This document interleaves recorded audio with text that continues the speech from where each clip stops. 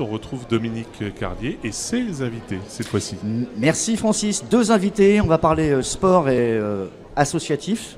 L'ensemble fait une belle salade de fruits. On a pu s'en apercevoir depuis qu'on a ouvert en tout cas cette session d'information. Le monde associatif sur Bernay se porte bien.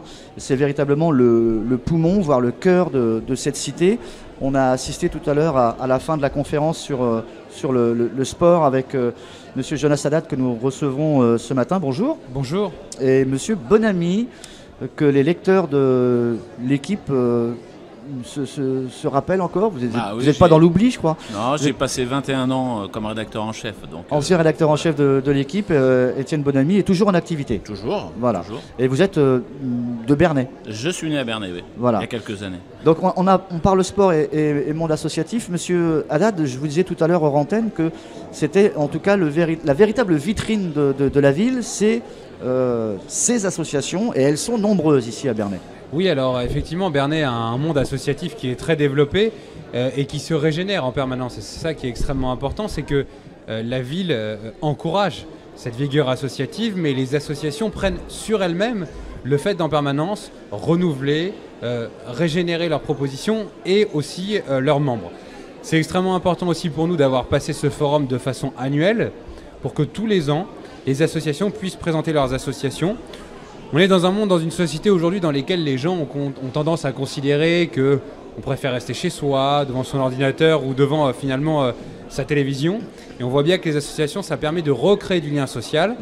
Et dans la délégation qui est la mienne au sein de la ville de Bernay, il y a association, cohésion sociale et solidarité. Et donc on essaye de faire que les trois se conjuguent au niveau du monde associatif bernayen.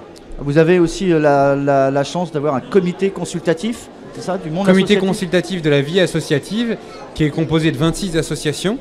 Et ces 26 associations sont représentatives de la diversité de la vie justement associative bernayenne.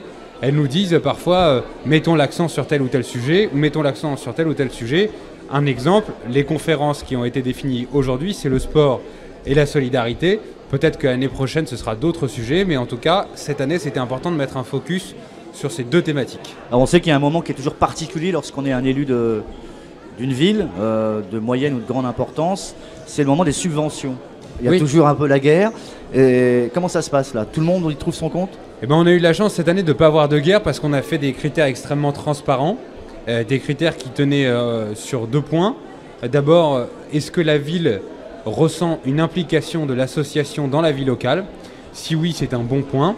Et deuxièmement, est-ce que l'association a fait des efforts pour ne plus dépendre uniquement de la subvention publique? On sait très bien, l'État diminue les dotations. Et donc, il faut demain que les associations trouvent d'autres moyens de financement.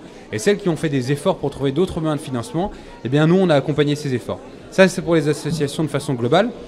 Mais les associations sportives, le Sporting a mis en place une grille très précise qui nous permet d'avoir un système de points. Et plus vous avez de points, plus vous avez de subventions. Donc tout ça est extrêmement transparent. Et c'est pour ça qu'il n'y a pas eu de conflit, parce que les associations ont bien compris que si elles faisaient les efforts nécessaires pour s'aligner sur ces demandes, eh bien les subventions suivaient. Alors l'espace Marie-Louise Aimé, c'est un espace qui est dédié au monde associatif? Absolument. L'espace Marie-Louise Aimé, c'est la version nouvelle de ce qu'on a appelé pendant très longtemps la maison des associations. Et dans ce qu'on appelle la maison des associations, il y a le mot de maison, qui pour moi est extrêmement important, c'est la maison des associations. On fait en sorte qu'elle soit conviviale, qu'elle soit accueillante, que les agents soient disponibles pour que les associations puissent proposer leurs activités. Et je pense que ça fait la fierté de notre ville. Et vous parlez tout à l'heure des autres villes aux alentours, c'est envié par d'autres villes qui ont besoin d'avoir une maison aussi pareille. Alors Étienne Bonamy, j'ai beau lire l'équipe régulièrement, je ne vois pas le nom de Bernay apparaître. Est-ce que le sport de Bernay se porte bien? Le sport de Bernay se porte bien, mais l'équipe est un quotidien national, donc a la vocation de parler du sport national et international. Mais je vais vous donner une anecdote. Lorsqu'il y a eu la Coupe du Monde 98, quelques années après, je pense que c'était pour le 5e anniversaire, il fallait bien trouver des idées pour reparler, non pas des champions parce qu'ils étaient toujours en activité, mais de commémorer un peu ce qui est le plus grand événement ou le plus grand résultat du sport français. Et on s'était dit, l'équipe, allons voir le premier entraîneur de chacun des joueurs, des 22 joueurs de la Coupe du Monde.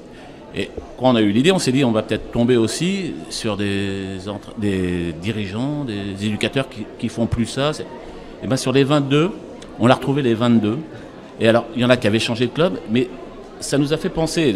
On avait fait un sujet annexe, en dehors de les retrouver, de les faire poser en photo. On s'est dit, mais finalement, tout à l'heure on en parlait pendant le débat, on parle de l'avenir. Mais je me dis que quelqu'un qui a été le premier éducateur sportif, premier entraîneur de Didier Deschamps quand il avait 5 ans à Hendaye, de Laurent Blanc quand il était à côté d'Alès, et que 20 ans, 25 ans, 30 ans après, cette personne-là, elle est toujours dans l'association.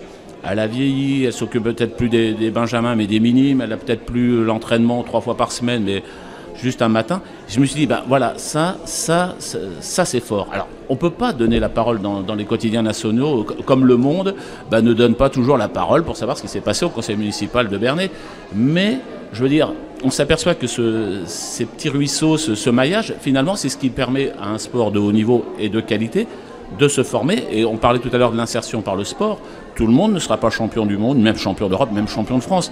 Mais tout le monde en France, et ça c'est une force, tout le monde en France a l'accès à ça, et les associations aident au moins à ce que les gens se repèrent pour pouvoir y faire les premières pas. J'abonde dans ce sens, mais j'ai comme une exception, c'est la France en courant.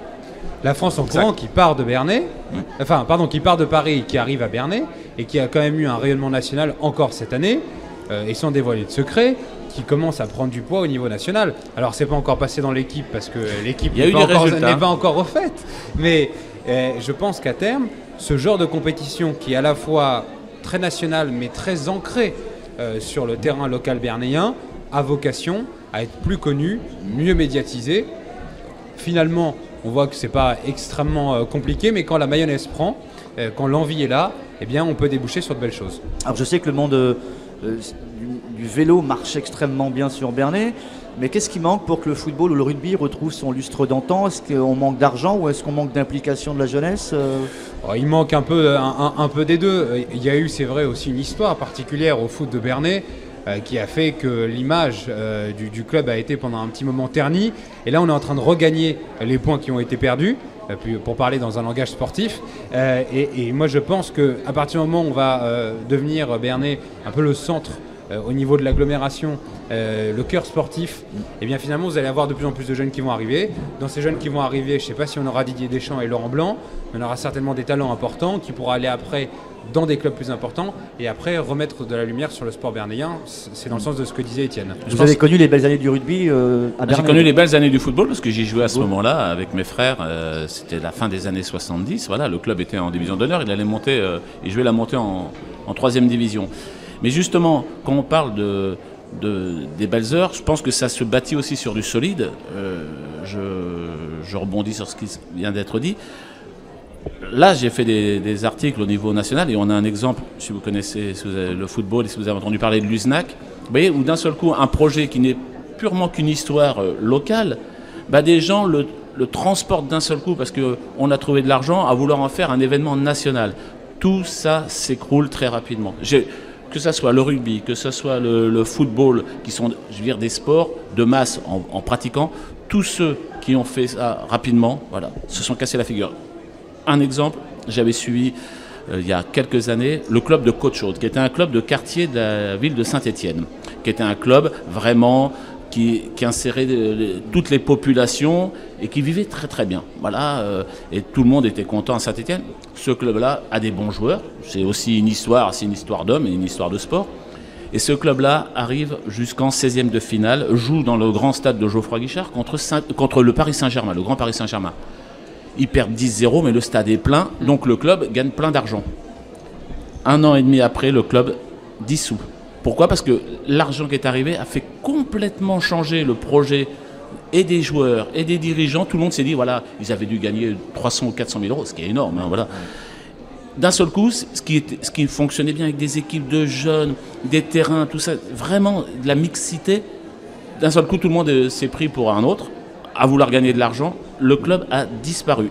Il est revenu il y a 2 ans. Alors évidemment au tout niveau, c'était pas un haut niveau, mais au niveau de et plus les mêmes dirigeants, évidemment, plus les mêmes joueurs, mais ils se sont dit plus jamais, même si un jour, ce que tout le monde veut faire, c'était de la Coupe de France, voilà, plus jamais, même avec de l'argent, on reste raisonnable. On a touché ça, enfin quand on a touché le soleil d'un peu près, On se brûle un peu, on a connu avec Rouen ou avec Quevilly également ces mêmes exemples. Mais Rouen et Quevilly ont un passé de haut niveau. Tout à fait. Moi, je parle des clubs qui, à un moment, font un gros travail en interne, que ce soit à Bernay, que ce soit, je vous disais, Côte-Chaude, c'est un quartier de Saint-Étienne, mais partout, et qui, d'un seul coup, en se rapprochant du soleil, pensent qu'il faut oublier le passé, oublier les bases, et non.